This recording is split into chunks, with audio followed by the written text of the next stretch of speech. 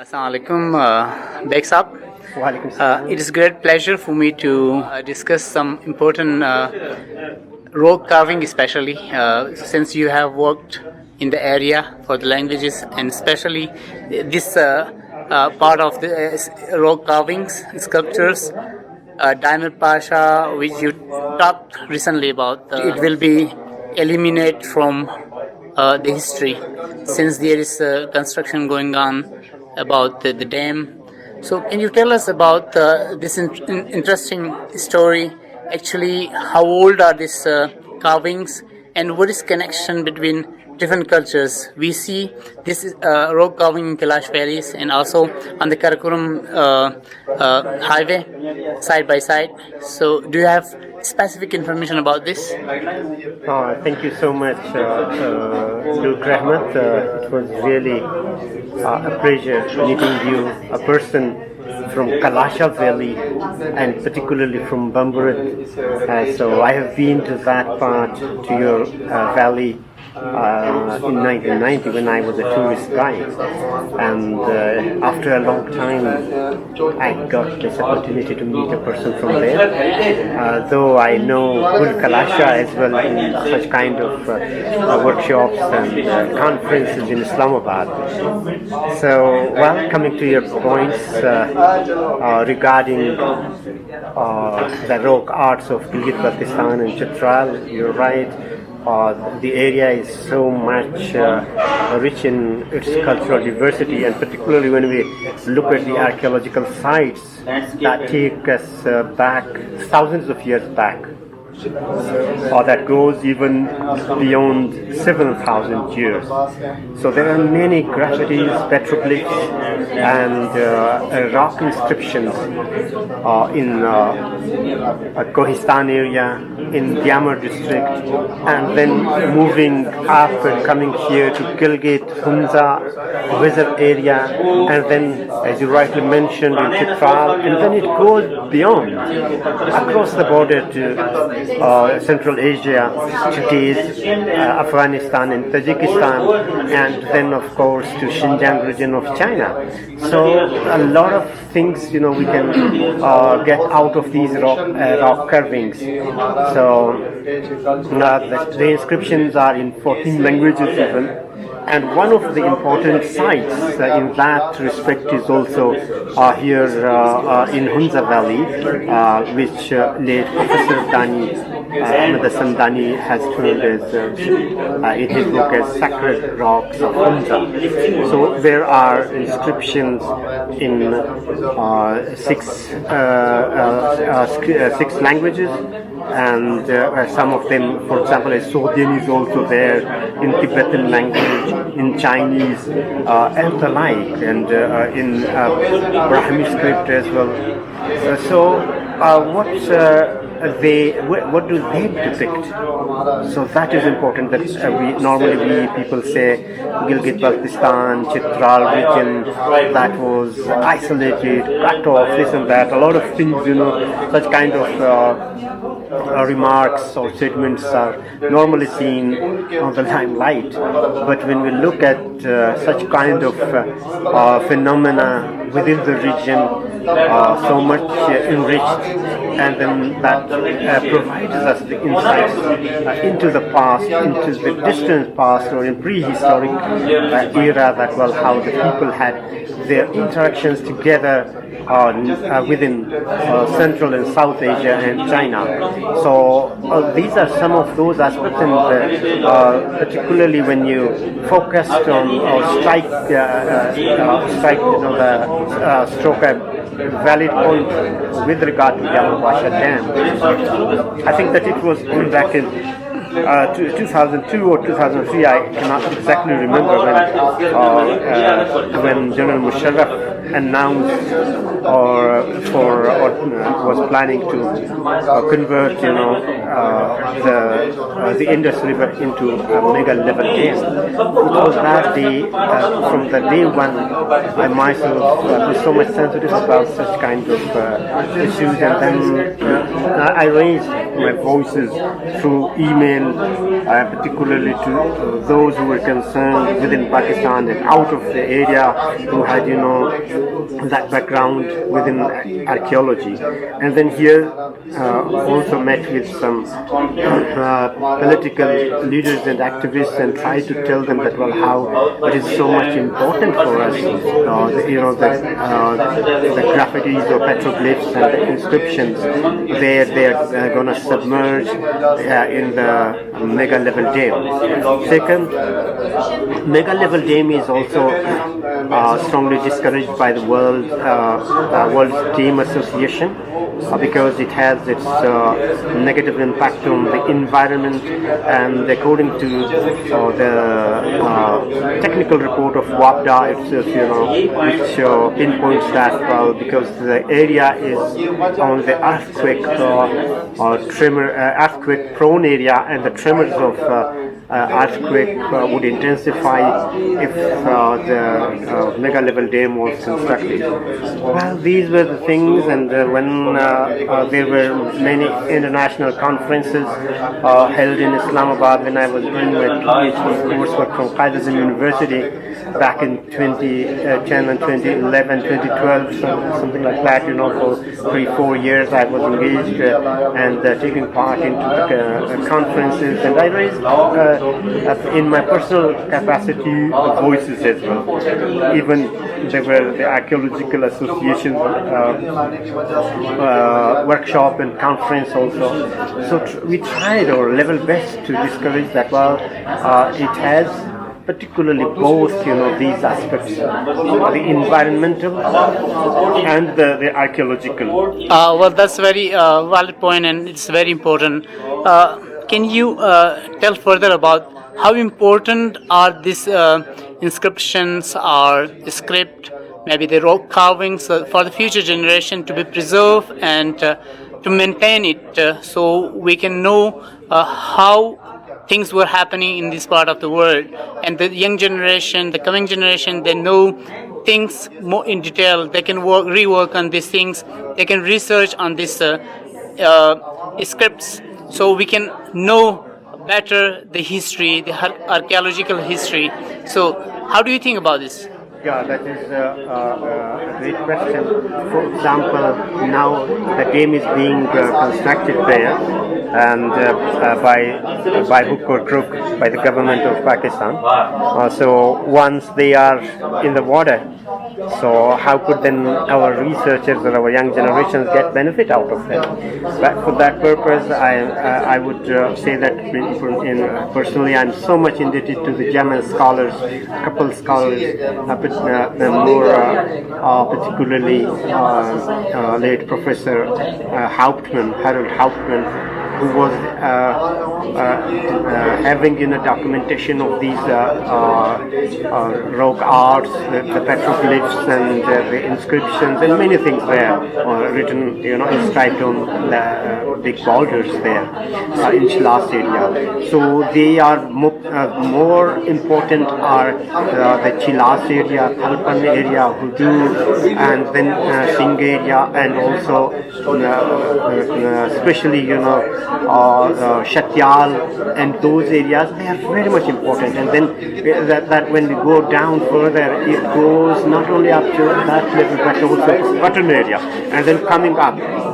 So our the stakeholders are particularly the local communities, and then the students, the researchers, the international scholars, and then here the public sector organizations. More emphatically, I would once again say that the archaeology department of Pakistan, there is no archaeology department of Pakistan active in and then there isn't any department for archaeology in Pakistan. No archaeology department, of course, within KIU here. So how it will work? I know that, well, the anthropology department is there and sociology is there. I think that if or the archaeology department is opened here, at least within AKIU. There are some our local archaeologists. They have done their PhDs, such as Mizil Labeg from Hunza. So he is, I think, serving there in Kaiser University now. So there should be such kind of opportunities given to the young researchers and the scholars, so that they are here and then to involve other people here. But it's so much unfortunate. And second, and very much important, that the local community of Chilaz and Shatyal area going up to the Darel, which has been Darel Valley, which has been a university there, Darel University during the old Buddhist era, so they are not aware of such kind of things, so they are more into their religious fanaticism, and they think that is something of the Buddhists. They cannot understand that, how much important are those inscriptions, those petroglyphs or graffitis and these things. So I think that the government, and government in particular, and then the local communities' own organizations need to be sensitized, and so that they should take care of those remaining archaeological sites. All right, that's you have point out all the valid points, and finally it goes to the government who is implementing all these policies and maintaining all those things in collaboration with community. Yeah. I would like to know how you lost your vision, since you have worked, you did a lot of work in academic and research, but when it was you lost your vision, and what challenges you face now? Well, thank you for this question. I lost it particularly after qualifying my PhD course from Quaid-e-Azam University, Islamabad, back in August 2011. So, although I had problem earlier, so some gradual, the disease is called retinitis pigmentosa, or RP shortly. So, but maybe I had to work hard there. So, with the help of the table lamp, I was studying, and also the PDF files which remained, bright. So maybe that affected also.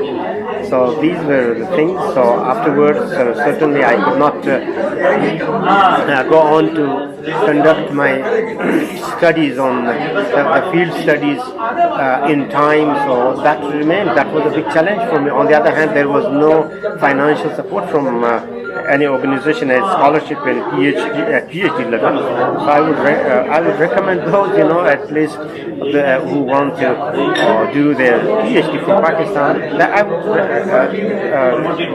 request them, rather advise them, not to opt on their own, financially, as I did. Then it becomes so much difficult. And particularly if for the PhDs, I would recommend our young generation to go abroad, particularly from Europe, from the leading universities of Europe, and from United States and Canada or Australia. They are good. They can understand, what situations when we face such kind of visual disability, they can understand it. Here they are insensitive. In the universities of Pakistan, they are very much insensitive. Of course, when I lost my vision, I can understand that how I have been encountering with my job or employment, and that's why I would like to mention further that it is not enough that if someone is disabled by any means or in any way. So education is important. Education is important, but more important than education is then the employment. How could they secure themselves? So that is what here. When there is no space for persons like me here, so how could you think for the other people who are in any way they are disabled? Yeah, this is very disappointing. Can you tell in which discipline you did your PhD actually? My coursework was from Taxila Institute of Asian Civilization, and it was there where our teachers from Pakistan and one teacher from Germany, they taught us, You did in archaeology? PhD in archaeology? Coursework was in Asian, that is termed as Asian studies. Broad Asian studies, region. all right. But within that, then, of course, there was archaeology, comparative religion, world Okay. comparative religion, anthropology, and other subjects. So these were there in my PhD coursework. I had qualified my PhD coursework, but I couldn't get my degree because of my visual disability on the one hand, and more particularly due to absence of any financial support, any scholarship. So there was the insensitivity from that university, from Qaidazam University, and what I can say that then I had to come to because there was a problem of money. I transferred from there to KIU here. So then I did my field work also within legal anthropology, and my supervisor was Professor Dr. Livia Holden from Italy. But he was displaced, unfortunately, from this university, from Karakoram International University, and I hope that they have improved a bit. Otherwise, there are layers of biasnesses within this university, and that is, hampering upon the students as well, on those who are on merit on top in recruitment of employment as well at faculty level. So I can understand that how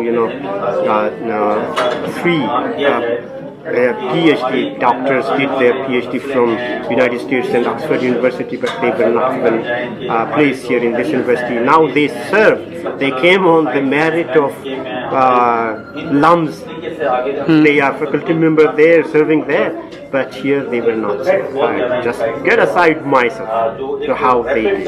So these are the things. So what I would like to say that one should not feel disheartened despite all these challenges. It's important, whoever they are, they should try, they should struggle, they should try to contribute within one's limited capacity to the community and humanity at broader scale, whether particularly with regard to academic contributions.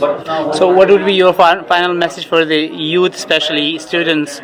And one thing also I would like to add in discussion is, since you visited Kailash Valley and Chitral area, so how important it is to conserve the Kailash festivities and all these rock carvings for the tourism. It is not only rock carving of Chitral Valley, because when we talk about Kalasha language and the Kalasha people, so going back, their history goes back to Macedonia or to Greek, and these things are there, but the language itself is very much important. One, that needs to be preserved, and I'm happy that you people have tried to come up and organize yourself and then developed your own Roman Anglicized script for the language preservation, and then you are transferring it to the people. And second, religion-wise or the faith-wise, I'm a bit concerned because it is not good when they heard I'm taking sides up. It is totally against when that should be discouraged. Christian groups right there, and then coming to the rock curving, the students, whoever they are, from your Kalasha Valley, whether from Gurir, Bamburet or Rambur or other places, and from the broad Chitral Valley. So I think that they need to respect their functional norms and values which could function within this global village, and then also respect the archaeological side, and not only preserving but rather also to promote them in a sustainable manner through the civil society organizations at local level, and through the intermediary organizations such as Large World Foundation, which has greatly organized such workshops here on the fragile heritages of Gilgit-Baltistan and Chitral, or HKH, Hindu Kush Himalaya and Karakoram. So I think that you people, you are young, and the youngsters, they need to work hard in their education and then come up, and particularly female, they should come forward from your area with regard to their education in different fields, not only in education field but rather in diverse fields. Thank you so much. Thank you so much. It was a pleasure, and hope you will handle all the challenges you face, and you continue your work and contribution for the people of GB and Chitral. Thanks.